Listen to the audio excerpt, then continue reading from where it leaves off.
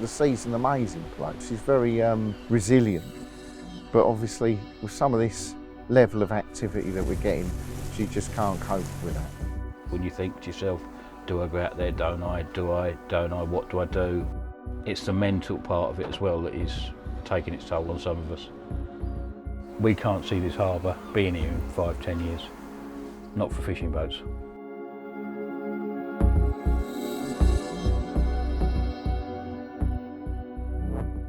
If something doesn't happen quite soon, I just think we'll lose the whole fleet, you know. I don't think it's a matter of like even the strongest will survive. I don't think anybody will survive. Fishermen care deeply about nature, you know, good fishermen do anyway, and that they feel part of it. With that love of the sea, you build a deep responsibility for fishing and for what you're doing with the sea. That's why, for what we do and what these large ships do, it's completely at odds. Well, it's a way of life. We fish sustainably for generations, and unfortunately the larger commercial sector takes a lion's share.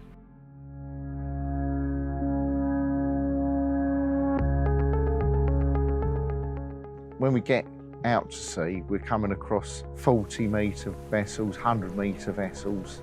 We can't compete with the large factory ships and the fly shooters. At the end of the day, they won't be able to compete with themselves, because if they carry on as they are, there'll be nothing left. I mean, the amount of fish and shellfish that we take out is just pales into insignificance compared with what you know, these bigger ships and that are taking out. What we do, we only scratch the surface. What they do is take the surface away.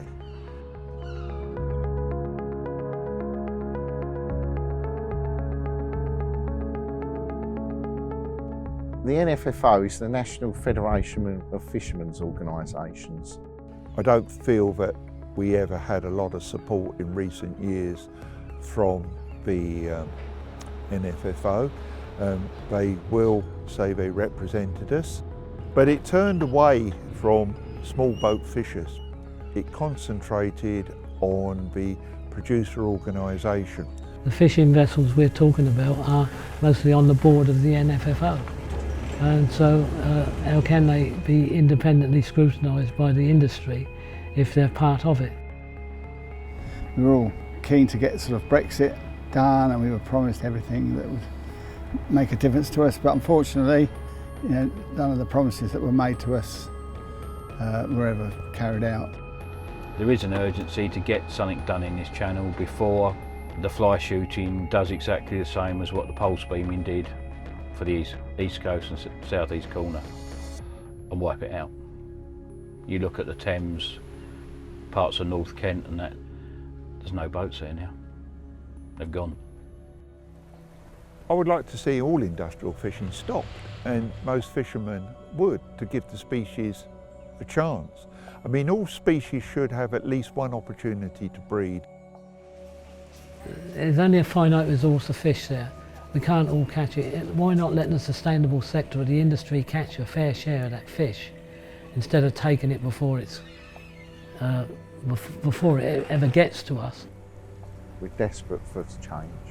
If we get these marine protected areas and we get a fisheries management plan that stops the overfishing in the other areas and protects coastal communities like here in Newhaven, that's what we need desperately.